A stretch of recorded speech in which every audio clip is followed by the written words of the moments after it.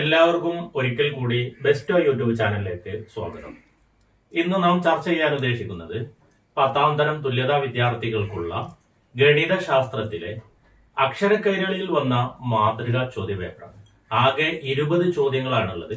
ഓരോ ചോദ്യത്തിനും നമ്മൾ ഉത്തരങ്ങൾ എഴുതുക മാത്രമല്ല, അതുമായി ബന്ധപ്പെട്ട പോയിന്റ്സുകളൊക്കെ പറഞ്ഞുകൊണ്ടാണ് നാം ഇവിടെ ക്ലാസ്സുകൾ മുന്നോട്ട് പോകുന്നത്. ഓക്കെ, നമുക്ക് ഒന്നാമത്തെ ചോദ്യത്തിലേക്ക് കടക്കാം. ഒരു സമാന്തര ശ്രേണിയുടെ ആദ്യ 3 പദങ്ങളുടെ തുക 45. ക്വസ്റ്റ്യൻ എ, ഈ സമാന്തര ശ്രേണിയുടെ രണ്ടാം പദം കാണുക.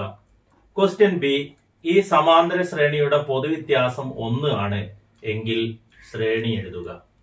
അപ്പൊ ഇവിടെ ചോദ്യത്തിൽ പറഞ്ഞ ഈ പോയിന്റ്, അതായത് തുക 45 ആണ്.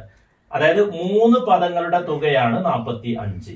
അങ്ങനെയാണെങ്കിൽ ഇതിന്റെ മധ്യപദം എന്ത്? 3 പദമാകുമ്പോൾ അതിന്റെ മധ്യപദം എന്ന് പറയുന്നത് നമുക്കറിയാം 1, 2, 3 ആണെങ്കിൽ മധ്യപദം എന്ന് പറയുന്നത് രണ്ടാമത്തെ പദമായിരിക്കും. അപ്പൊ 3 പദങ്ങളുടെ തുക 45 ആകുമ്പോൾ രണ്ടാമത്തെ പദമാണ് മധ്യപദം. അപ്പൊ ചോദ്യത്തിൽ വന്ന രണ്ടാം പദം എന്ത് എന്നാണ് ചോദിച്ചിരിക്കുന്നത്. അപ്പൊ രണ്ടാം പദം സമം 45നെ 3 കൊണ്ട് ഹരിച്ചാൽ മതി. അപ്പൊ ഇവിടെ ശ്രദ്ധിക്കേണ്ടത് 5 പദങ്ങളുടെ തുക തന്നു കഴിഞ്ഞാൽ 5 പദങ്ങളുടെ തുക ഞാനിവിടെ എക്സ് എന്ന് എഴുതുന്നു. അതിന്റെ മധ്യപദം മൂന്നാമത്തെ പദമായിരിക്കും. അതിന് 5 കൊണ്ട് ഹരിച്ചാൽ മൂന്നാമത്തെ പദം കിട്ടും. 7 പദങ്ങളുടെ തുകയാണ് തന്നതെങ്കിൽ 7 കൊണ്ട് ഹരിച്ചാൽ മതി. തുകയെ 7 കൊണ്ട് ഹരിച്ചാൽ 4ാം പദം കിട്ടും. അപ്പൊ ഈ ഒരു പോയിന്റ് പഠിച്ചു വെക്കണം. നാം അധ്യായം ചർച്ച ചെയ്തപ്പോൾ ഈ വിഷയങ്ങൾ പറഞ്ഞിട്ടുണ്ട്. അപ്പൊ ഇവിടെ ശ്രദ്ധിക്കാം, 3 പദങ്ങളുടെ തുക 45 ആണെങ്കിൽ അതിനെ 3 കൊണ്ട് ഹരിച്ചാൽ നമുക്ക് മധ്യപദം കിട്ടും. മധ്യപദം എന്ന് പറയുന്നത് രണ്ടാം പദമാണ്. അപ്പൊ രണ്ടാം പദം എന്ന് പറയുന്നത് 45നെ 3 കൊണ്ട് ഹരിച്ചാൽ നമുക്കറിയാം 3 4 ഒരു പ്രാവശ്യം, ശിഷ്ട 1 ഉണ്ടാവും. 15 3 5. അപ്പൊ രണ്ടാം പദം എന്ന് പറയുന്നത് 15 ആണ്. ഇനി രണ്ടാമത്തെ ചോദ്യം, അപ്പൊ ക്വസ്റ്റ്യൻ എ ആണ് ഇത്. അപ്പൊ ഉത്തരം കിട്ടി, രണ്ടാം പദം 15. ഇതിൽ ക്വസ്റ്റ്യൻ ബി ഉണ്ട്, പൊതുവ്യത്യാസം 1 ആയാൽ ശ്രേണി എഴുതുക. അപ്പൊ രണ്ടാമതമാണ് 15. അപ്പൊ ഞാനിവിടെ 15 എന്ന് എഴുതി.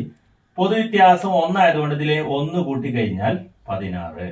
ഇതിന് തൊട്ട് മുന്നിലുള്ള പദം 1 കുറക്കുക, 14. അപ്പൊ ഇതാണ് ഇതിന്റെ സമാന്തര ശ്രേണി. ഓക്കെ, ഇനി നമുക്ക് രണ്ടാമത്തെ ചോദ്യത്തിലേക്ക് കടക്കാം. മട്ടത്രികോണം എ ബി സിയിൽ എ ബി സമം 6 സെന്റിമീറ്റർ, ബി സി സമം 8 സെന്റിമീറ്റർ, എ സിയുടെ നീളം കണക്കാക്കാമോ? ഇതാണ് ചോദ്യം. അപ്പൊ ചിത്രം ഇവിടെ ബോർഡ് കൊടുത്തിട്ടുണ്ട്. ഇതൊരു മട്ടത്രികോണമാണ്. മട്ടത്രികോണത്തിന്റെ ലംബവശമാണ് 6 സെന്റിമീറ്റർ. ഇതിന്റെ പാദവശം 8 സെന്റിമീറ്റർ. നമുക്ക് കാണേണ്ടത് എ സി ആണ്.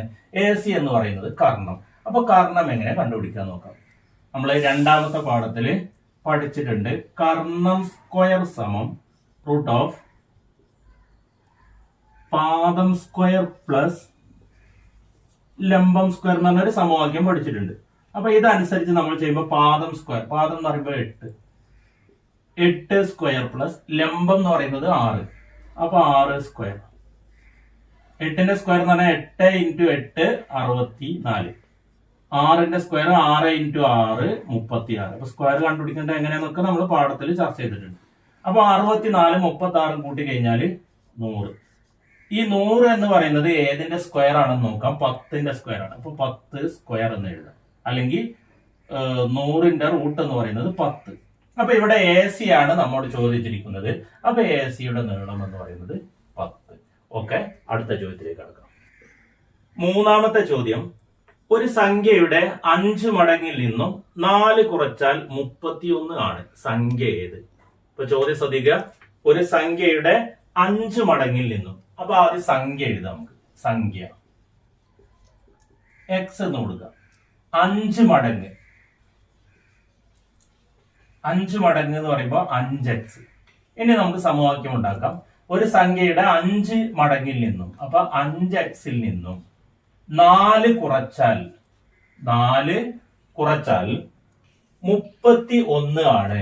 അപ്പൊ സമം 31. അപ്പൊ സംഖ്യ ഏത് എന്ന് വെച്ചാൽ, അപ്പൊ സംഖ്യ എന്ന് പറഞ്ഞാൽ എക്സ് ആണ്. അപ്പൊ എക്സ് എങ്ങനെ കണ്ടുപിടിക്കാൻ നോക്കാം. ഇവിടെ സമത്തിന്റെ ഇടതുവശത്ത് -4 ഇതിനെ വലതുവശത്തേക്ക് കൊണ്ടുപോകുമ്പോൾ +4 എന്നാവും. അപ്പൊ ഈ 5x ഒന്നും ചെയ്യുന്നില്ല. അപ്പൊ 5x സമം വലതു ഭാഗത്തുള്ള 31 എഴുതി -4 അങ്ങോട്ട് കൊണ്ടുപോകുമ്പോൾ +4 എന്നാവും. അപ്പൊ നോക്കാം, 31 4 കൂട്ടിക്കഴിഞ്ഞാൽ 35. അപ്പൊ 5x സമം 35 കിട്ടി. നമുക്ക് x ആണ് കിട്ടേണ്ടത്. അപ്പൊ x സമം 35 ഗുണിക്കണം x എന്നാണ്. ഇത് 5 ഗുണിക്കണം x എന്നാണ്. അപ്പൊ ഗുണിക്കണം എന്നുള്ളതിന് സമത്തിന്റെ അപ്പുറത്തേക്ക് കൊണ്ടുപോകുമ്പോൾ ഹരിക്കണം. അപ്പൊ x സമം 35-ല് 5 7 പ്രാവശ്യം ഉണ്ടാവും. അപ്പൊ നമുക്ക് സംഖ്യ കിട്ടി 7. ഓക്കെ, ഇനി നമുക്ക് അടുത്ത ചോദ്യത്തിലേക്ക് കടക്കാം. 4ാമത്തെ ചോദ്യം, ഒരു വൃത്തത്തിലെ ഒരു ചാപത്തിന്റെ കേന്ദ്രകോൺ 60 ഡിഗ്രിയാണ്. ക്വസ്റ്റ്യൻ എ, അതിന്റെ ശിഷ്ടചാപത്തിന്റെ കേന്ദ്രകോണിന്റെ അളവ് എത്ര?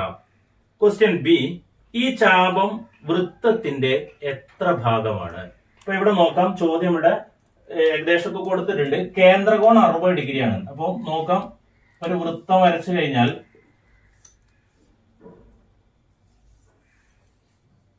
ഇതാണ് 60 ഡിഗ്രി എന്ന് പറയുന്നത്.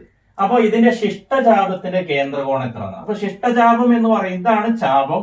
ഇതിന്റെ ശിഷ്ടചാപം എന്ന് പറയുന്നത് ഇതിന്റെ ബാക്കി ഭാഗം. ഇതിന്റെ കേന്ദ്രകോൺ എന്ന് പറയുന്നത് ഈ ഭാഗത്ത് കാണുന്ന അളവാണ്. ഇതിന്റെ അളവ് എത്രയെന്നാണ് ചോദിച്ചത്. അപ്പൊ ഇവിടെ ശ്രദ്ധിക്കുക, ഒരു വൃത്തത്തിന്റെ ആകെ അളവ് 360 ആണ്.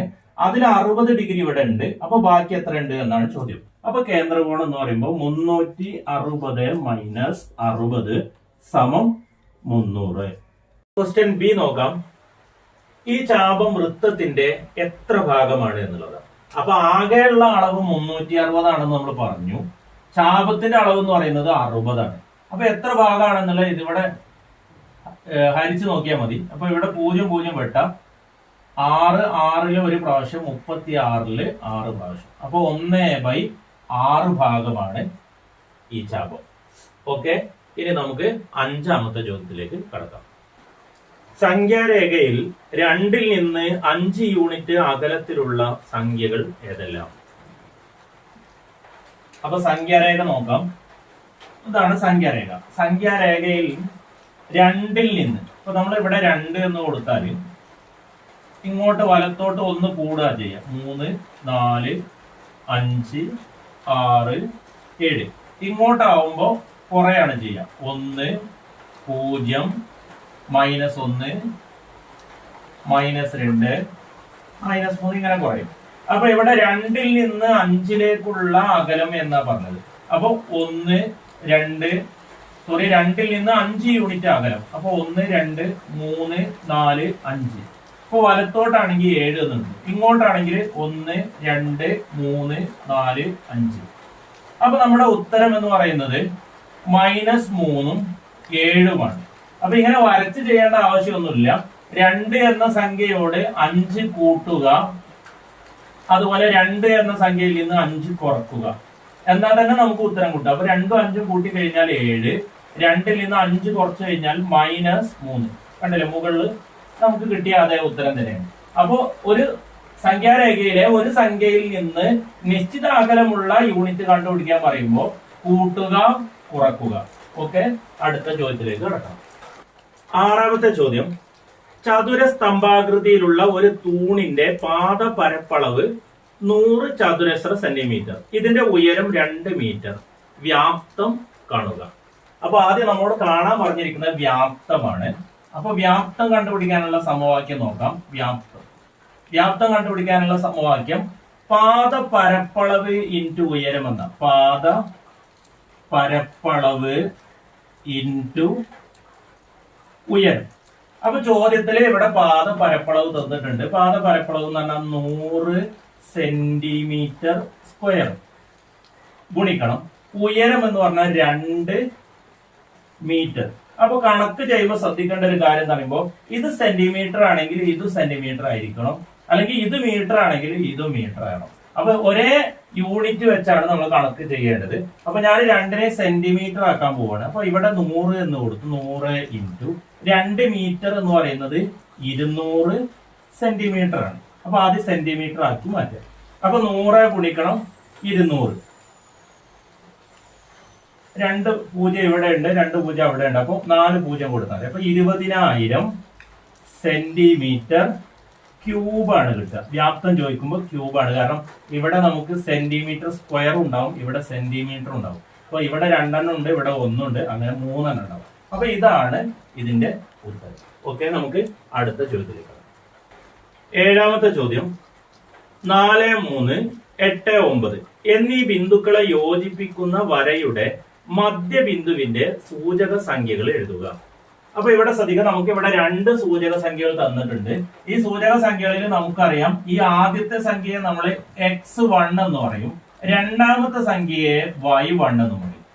ഇവിടെ കാണുന്ന ഈ സൂചക സംഖ്യയെ നമ്മൾ x2 എന്ന് പറയും, അടുത്ത സംഖ്യയെ നമ്മൾ y2 എന്ന് പറയും. അപ്പൊ മധ്യബിന്ദുവിന്റെ സൂചക സംഖ്യ എന്ന് പറയുന്നത്, മധ്യബിന്ദുവിന്റെ സൂചക സംഖ്യ x1 പ്ലസ് x2 ബൈ 2. അതായത് ഇവിടെ ഉള്ള x1ഉം ഇവിടെ ഉള്ള x2 കൂട്ടുക, എന്നിട്ട് അതിന്റെ പകുതി എടുക്കുക. അതുപോലെ അടുത്ത ഇതുപോലെ ചെയ്യുക, y1 പ്ലസ് y2 ബൈ 2. അപ്പൊ x1 എന്ന് പറയുന്നത് 4 പ്ലസ് x2 എന്ന് പറയുന്നത് 8 ബൈ 2. y1 എന്ന് പറയുന്നത് 3, y2 എന്ന് പറയുന്നത് 9 ബൈ 2. അപ്പൊ 4 8 കൂട്ടിയാൽ 12, 12ന്റെ പകുതി എന്ന് പറയുന്നത് 6. 3 9 കൂട്ടിയാൽ 12, 12ന്റെ പകുതി 6. അപ്പൊ ഇവിടെ 6 6 ഇതാണ് മധ്യബിന്ദുവിന്റെ സൂചക സംഖ്യ. ഇനി നമുക്ക് അടുത്ത ചോദ്യത്തിലേക്ക്.